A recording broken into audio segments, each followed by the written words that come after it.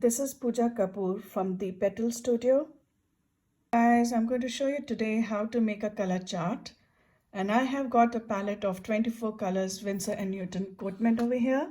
I'm going to show you how to make color chart with this.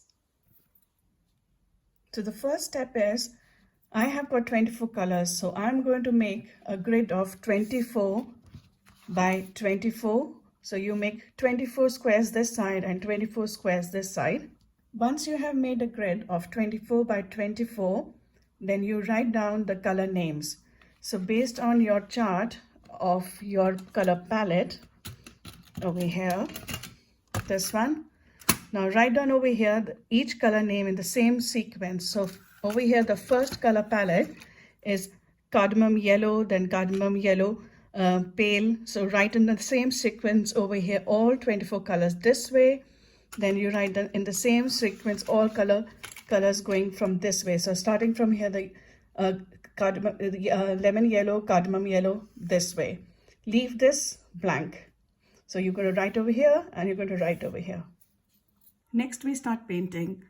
I've got a flat brush over here and I've got 2 jars of water. So I'm going to wet my brush and I'm going to start painting them. So starting with first lemon yellow. And all I'm going to do is this, I'm going to match this lemon yellow, and this is the square I'm painting lemon yellow.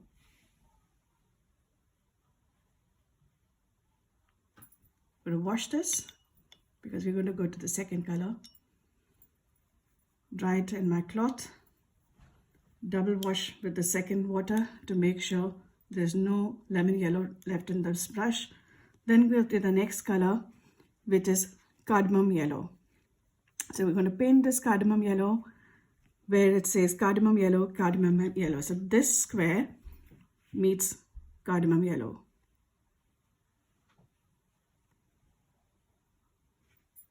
Wash it, dry it with the cloth, double wash it to make sure cardamom yellow is removed. Now go to the third color, which is cardamom yellow and another yellow here. And we go for the next one, which is third one. And the same thing, we wash it.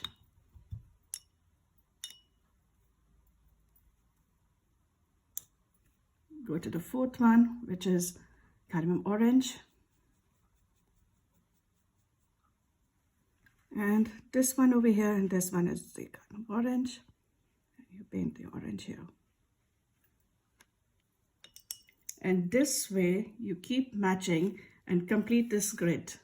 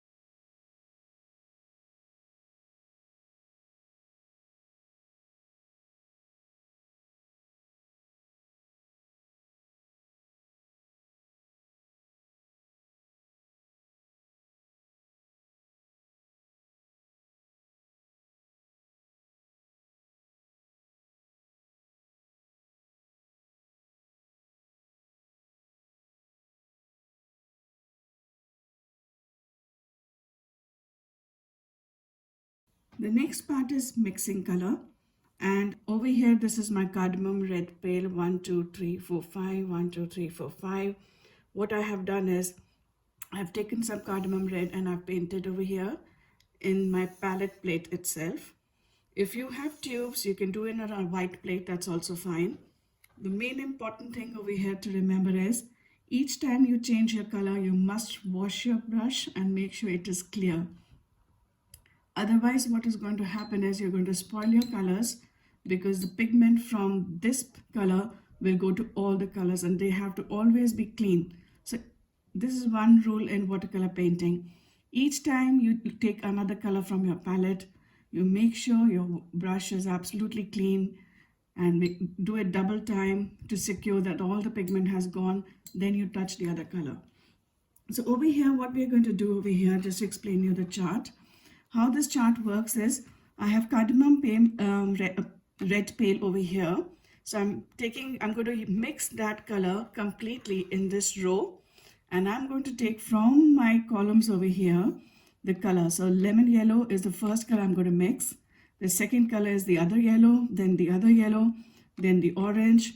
Then we already done the red, which is red, pure red. Then we have deep red over here, which I'm going to mix with pale red.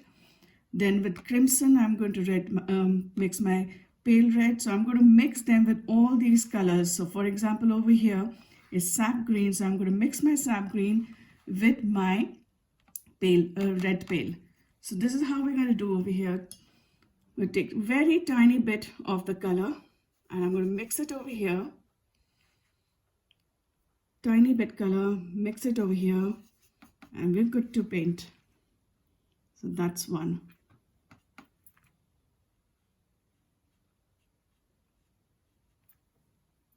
Wash your brush nicely, dry it, double wash it, go to the next yellow in your palette, which is over here cardamom yellow pale. Mix it with your red, which you have taken out, and paint the next square. Now for my guidelines, I have this written over here, and I know that it is in the same sequence, and this is all in the same sequence. This is very important. So if you're doing with tubes, make sure that when you're doing with your tubes, that you have them all in the same sequence. Then I'm going to the next color, mixing it with my red, and I'm painting the next square. So this particular square over here is mix of yellow hue and red pale. So that's how it is. Going to the next one. This is a tedious job. It takes time and it takes patience, and you have to do a lot. Might take an hour if you have a big palette of 24 colors. But what it's going to help you is that from your 24 colors, you're making 576 colors, which is absolutely amazing. So the whole idea is that you don't buy loads of colors available in the market. From your tiny palette of 12, 13, 14, whichever colors you have, or 24, you can multiply and make a lot of colors.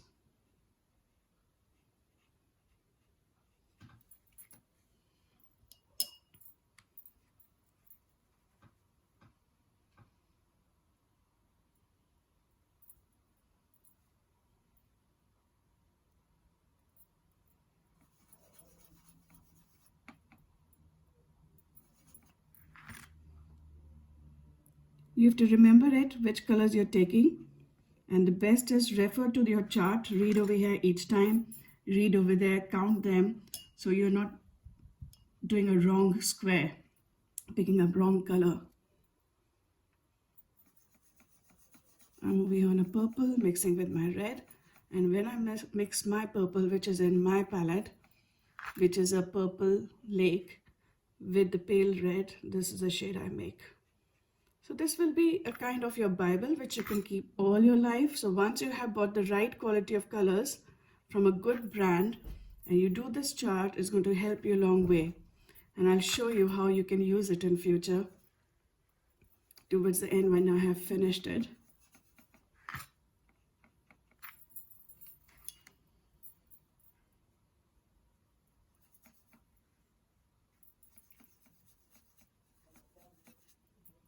That's a very beautiful shade. So mixing my red with ultramarine blue, I'm making a very good shade of kind of dark deep purple.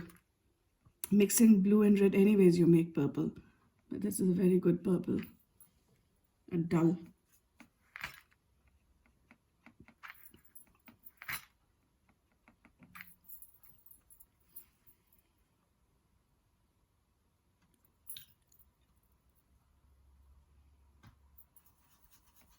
some pigments are very strong. So if you have this pigment which is like intense pattern blue or deep colors, then make sure you take them very little, because they're going to just take over the other color you're mixing and it's not going to be right shade. So take very little. For example, when you mix your black with your red, take very little of black, because black has tendency to make everything black.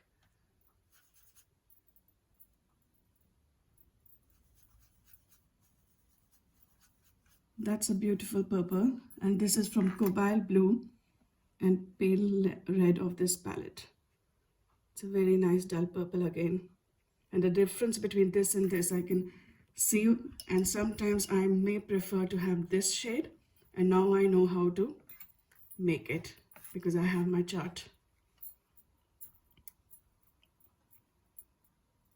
Taking more of my pale red because it's finishing.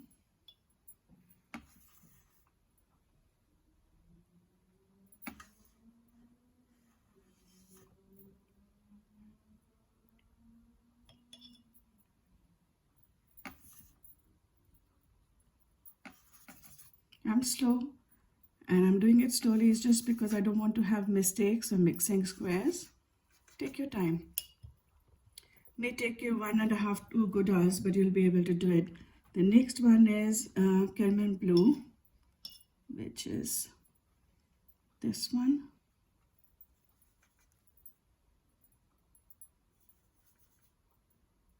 I think I need more red.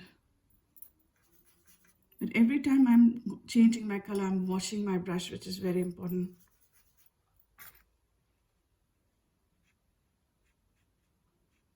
Okay.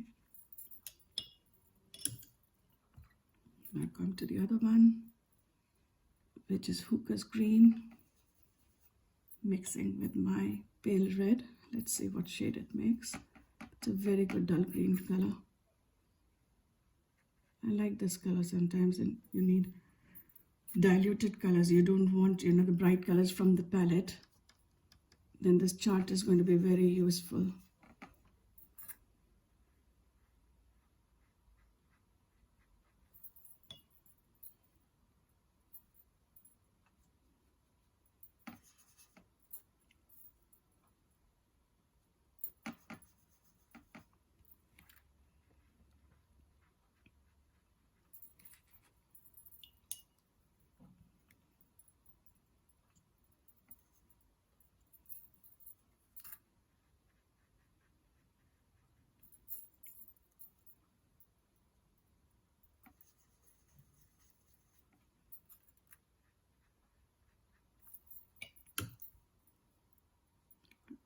Just when you're painting it, you will realize which colors are very strong and bright. And when you realize them, try to take them very less. This is emerald green mixing with red.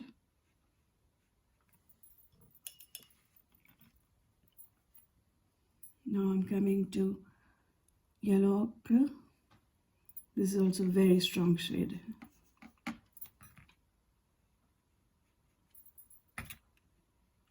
And this is a very good practice to do this chart, because what is going to happen is you're going to start knowing your colors.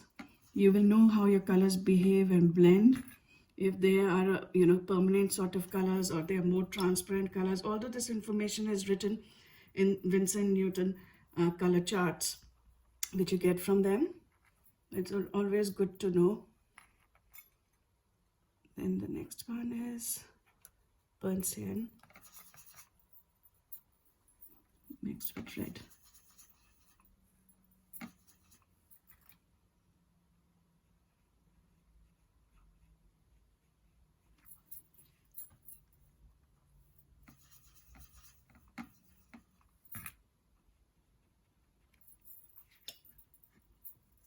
And the next one is some Indian red mixed with red.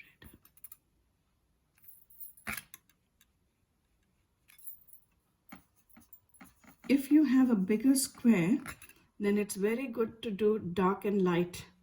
So maybe top you can do dark, the bottom you can do light, and the darkest shade and the lightest shade.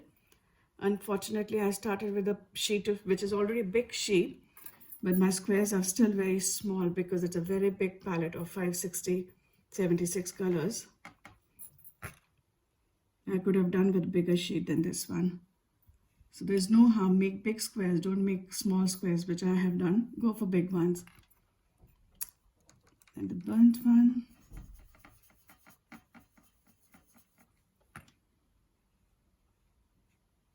That's a very beautiful brown. Then raw umber.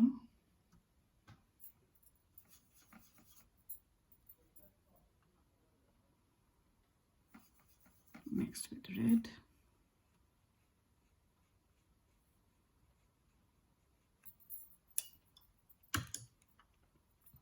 Now I am coming to Payne's Gray, and this is very important because it's a very dark color that you don't take too much. Otherwise, your red will definitely become blue. I'm just going to try and squeeze little space over here before I clean this palette, and I'll show you how to clean this palette. So I'm taking my red again because I need some more. I'm going to put them over here. Then I'm taking tiny bit of black, because if I take too black, it's going to turn out black.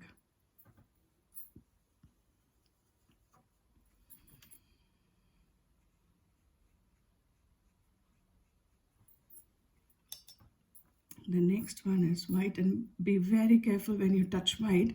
The brush has to be clean. Otherwise, any other pigment, maybe the black pigment or the red pigment, will turn in white, and your white will never will lose that, whiteness, and you don't want that to happen. So now when you mix your red with Chinese white, what kind of shade it will make. Now I'll tell you how to wash this palette. The same procedure you're going to do complete over here, and you're going to complete this chart. Take a white brush.